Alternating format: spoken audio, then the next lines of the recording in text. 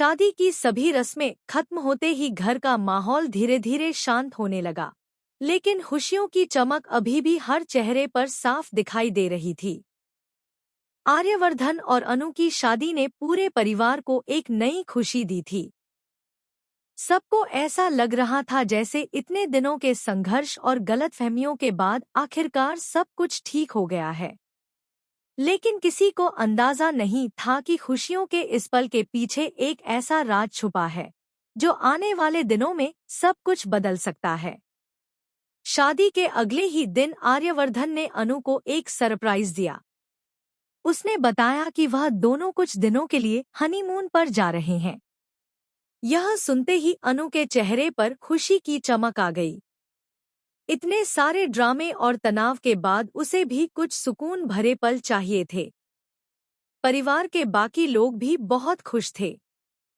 सभी ने दोनों को ढेर सारी शुभकामनाएं दी और कहा कि अब वह दोनों अपनी नई जिंदगी की शुरुआत प्यार और भरोसे के साथ करें। लेकिन इस खुशी के माहौल में एक शख्स ऐसा भी था जिसे यह सब बिल्कुल पसंद नहीं आ रहा था। वह दूर खड़ा सब कुछ देख रहा था और उसके चेहरे पर अजीब सी मुस्कान थी। उसके मन में कुछ ऐसा चल रहा था जो किसी को दिखाई नहीं दे रहा था। उसे ऐसा लग रहा था कि अगर आर्यवर्धन और अनु का रिश्ता मजबूत हो गया तो उसकी सारी योजनाएं खत्म हो जाएंगी। उधर आर्यवर्धन और अनु अपनी हनीमून ट्रिप के लिए रवाना हो गए। पहाड़ों की खूबसूरती, ठंडी हवाएं और शांत माहौल दोनों को एक दूसरे के और करीब ला रहे थे। अनु को ऐसा महसूस हो रहा था कि उसकी जिंदगी अब सच में बदल गई है। वह आर्यवर्धन के साथ हर पल को जीना चाहती थी।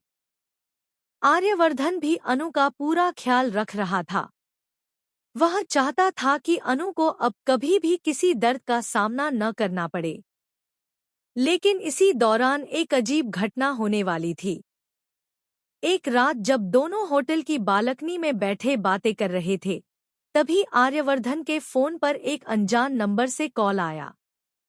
फोन उठाते ही उसके चेहरे का रंग बदल गया।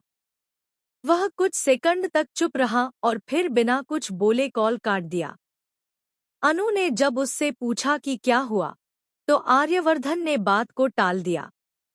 उसने कहा कि यह बस एक बिजनेस कॉल था। लेकिन अनु को महसूस हो गया था कि आर्यवर्धन कुछ छुपा रहा है। उसके मन में कई सवाल उठने लगे। आखिर ऐसा क्या था उस कॉल में जिसने आर्यवर्धन को अचानक इतना परेशान कर दिया? इधर घर में भी माहौल था